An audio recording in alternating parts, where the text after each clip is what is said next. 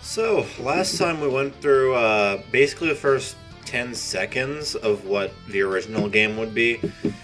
But the first 24 minutes, it looks like, of this version. And today we're going to be actually fighting some people in what would essentially be the first, like, real big open area of the original game. But this, like, overworld area is actually, like, kind of drastically redesigned. Basically in every port, weirdly enough. Well, not every port, but most of them. Like, I'm not entirely sure what the original design was, since obviously it being a Japanese-only release, I haven't played the original PC-88 version of Ys I to compare anything to. But I know this isn't it. This is like a much bigger field than that had. So yeah, basically don't use this as a guide for like the older versions at all.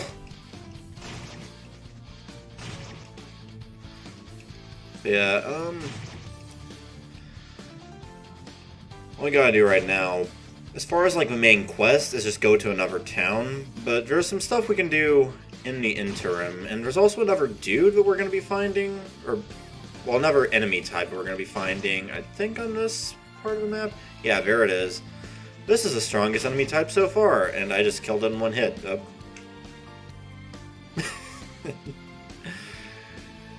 It happens! Oh, actually, come to think of it, let's just get that on screen right now, because you know, I want to, like, show off when I get a level up. I guess. Just, like, show off what my stats are at any given point, more than anything else. If that makes any sense.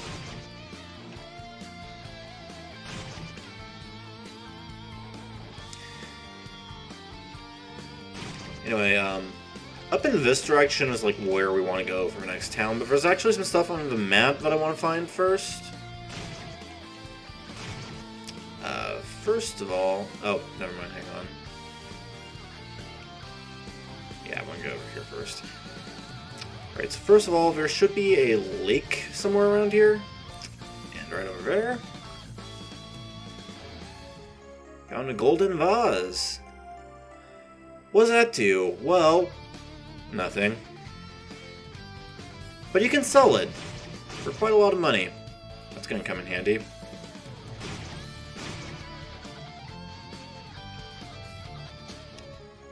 And this here is a Bestiary Potion. When you're first playing this game, you might pick that up and think, I'm not entirely sure what this does, and basically what it does is you use it, and now, if we run into or attack an enemy either way, we get to see their stats, at least some of them. The more you hurt an enemy, the more of their stats you get to see. So, for instance, the Rebel, the red dog creatures, we can only see their strength right now because we've only killed, like, I think 2 of them. Meanwhile... Apparently we've only killed enough Okras to see the HP. But we've killed enough Imps, apparently, to see, like, a bunch of their stats. That's weird. I'm not entirely sure what threshold there is for how many duders you need to take out in order to save your stats, but there is some kind of a threshold for that.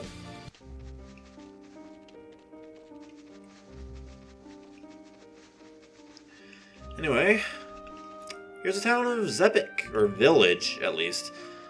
Not a whole lot to see in here for now, but there are a couple, like, little things we want to do right away. And I feel like talking to this lady, because, hey, she's got something to say about something that might be plot relevant later.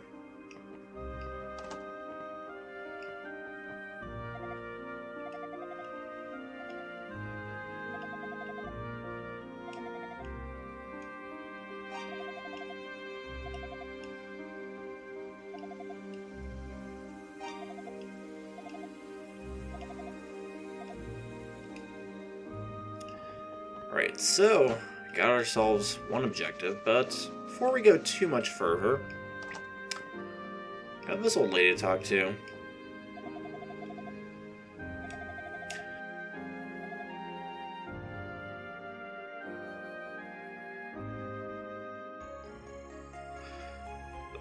This probably seems really weird, by the way, if you haven't gone here before and seen her old dialogue, but if you went here without Sarah's crystal, she would be kind of rude to you, because, you know, you just barged into her house and seemed kind of suspicious. But we have Sarah's crystal, so she trusts us, because I think Sarah's supposed to be like her daughter? Granddaughter? I probably should have actually read that just now, but I don't know. It's one of those, I believe. But anyway, she just gave us a key to the shrine. Alright, so set up here to the mountain path. And we got these guys. They're like super fast, and they're also the strongest duders so far. I'm gonna be kind of like lenient on killing them just because I don't want to over level for this boss. Mainly because I want to prove a point to a friend. But also because, I don't know, after a certain level, the boss we're going to be fighting soon kind of becomes too easy for my liking. Anyway, here's this guy.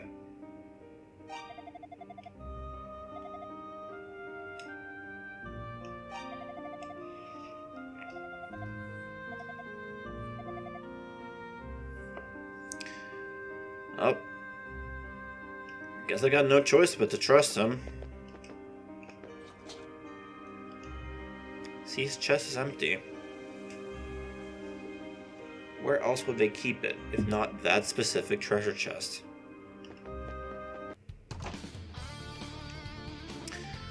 Well, still got some other stuff to do while we're here, so why don't we head on into the shrine? So this doesn't count as a dungeon quite yet, by the way. In fact, it won't count as a dungeon until about the next part, actually. Anyway, if you want to get into the dungeon, or if you want to get into the shrine proper, you need the key and you need to walk up to this statue. So, not a whole lot we can do in here, I guess. There's this treasure chest over here, which is locked. There's a boss somewhere in here, and over here is a treasure chest containing a ruby, which, much like the vase, is completely useless except that you can sell it. And you know what? I think I'm going to do just that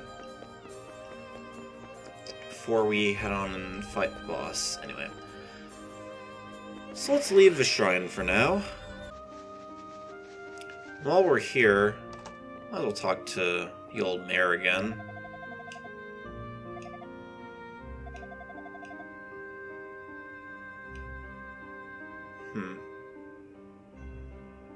Guess I got it late on something. But you know what? Let's just ignore that lead for now. Who cares? So, here we are back at Pim's pawn shop. So, let's sell some of those sellable items. Ruby for 1,200 gold, and the golden vase for 2,000 gold.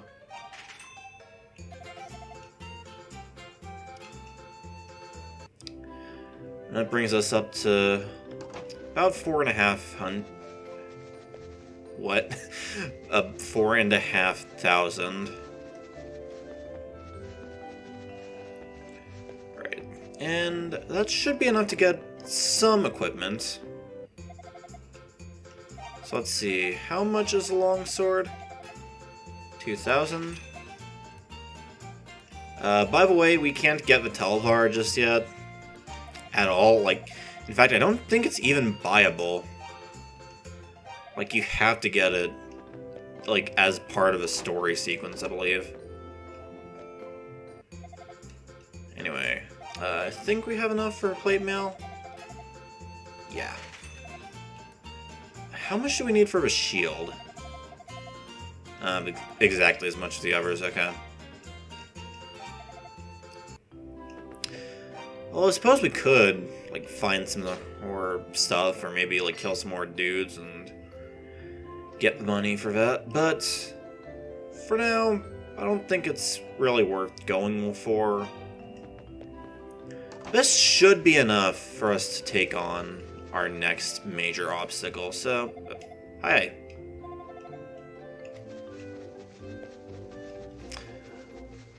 Oh, I actually forgot to bring this up. This is the hospital. That's about all there is to it. You can go here to heal if you're an idiot, or you can go here to buy some medicine, I guess. Yeah, that's your healing item if you ever need it. We shouldn't need one, though. At least not right now. Maybe in the future, I don't know. But not right now. Right, so, all that said and done, I think it's time to head on into Shrine proper. So, for this boss, I would recommend being level 4 and no higher. Because lower than level 4, it's kind of annoying to fight him because, like, he just has way too much health compared to you. But any higher than this and you kill him in like 2 seconds.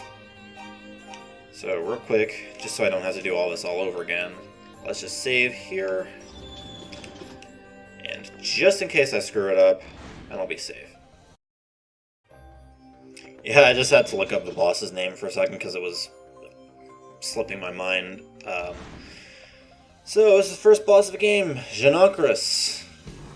He's kind of annoying the first time you fight him, but once you get used to him, he's a little more forgiving. I would generally recommend trying to, like, come at him from up top, just because that's the safest option. As the fight goes on, it's going to be a little harder to hit him. But generally speaking, you can be safe taking a little bit of damage, if need be. Just don't, like, go too overboard, and if he's, like, all the way to the left or right side, don't even try. Also, it's best to save tanking damage for, like, in one of the middle hits, just because it becomes a lot harder to dodge after you get a few hits in on him.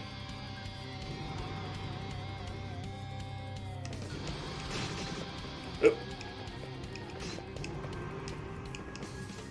Alright. I'm gonna have to play a little careful here, but I should be able to get him pretty soon.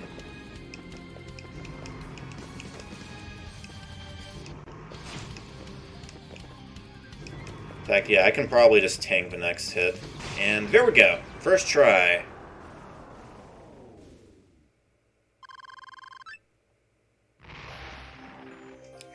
And boom, all just exploded. I'm pretty sure I could go a little bit further in if I wanted to, but I don't know.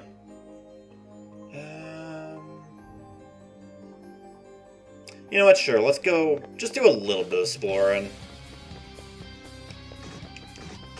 Oh. Yeah, no.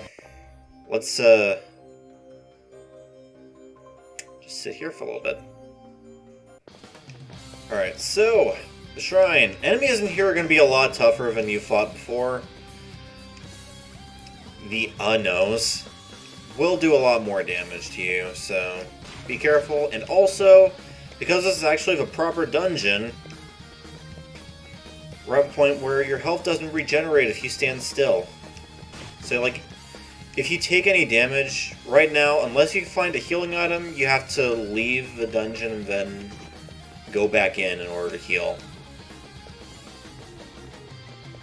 Anyway, I'm being an idiot, because this isn't actually where I want to go just yet. This is where I want to go. Real quick, by the way, there's like no need to go here. I'm not sure why this is here. Yeah, dungeons in like the first two Ys games are kind of maze-like. It's not too bad in this first one, but in the second one, oh boy, it can be really annoying to navigate some of the dungeons of that one. Which is why it's kind of weird to me that some of the people that like these games tend to say that 2 is a better game, because, no. No, absolutely not.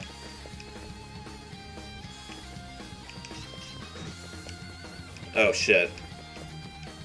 I don't think I can damage these guys. Shit. Well, anyway, right now our goal is just to find some keys on this floor. Oh, hello. Can I damage you yet? Ah, shit.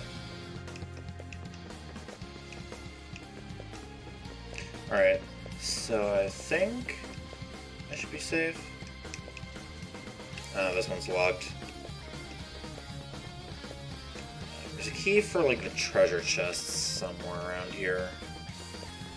I can remember where it is. Up here? Yes, okay. So now I got those keys. There's something in that other treasure chest I'm pretty sure that I want. Silver bell, yes, there it is. So hey, that's one major objective done. Kinda. We still need to get this back to the village, but hey, we found it for him. I think that's worthy of a celebration. Anyway, now we're halfway to the level cap. Yeah, this game's kind of short. Like, weirdly short by RPG standards, as you'll probably find out soon enough. Also, this plant really weird. But yeah, these games are generally a lot shorter than a lot of RPGs tend to be, like, even action RPGs. Like, recently they've gotten longer, but back when these games were, like, mostly PC games, the average runtime for one of them was, like, less than, like, 10 hours.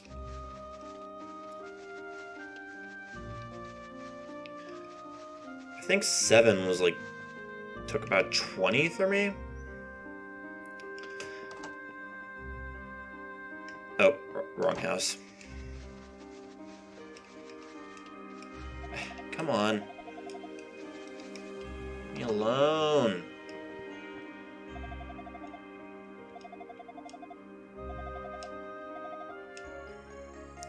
Alright, so got ourselves a power ring. That's our first ring ability. You can switch through those at any time, by the way, by pressing L1. At least that's what I have it mapped to, because that's what makes most sense to me. You can also switch between them by going to... wrong button. To the equipment screen over here, but why would you do that?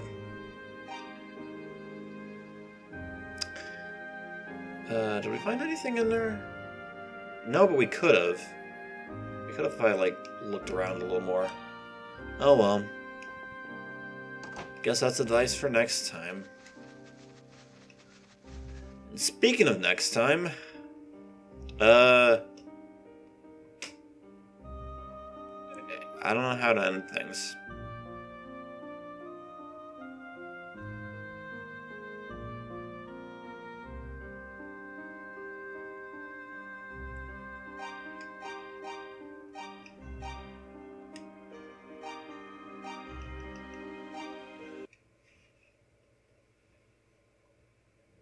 Does that work? From Europa, I can fit into your center over.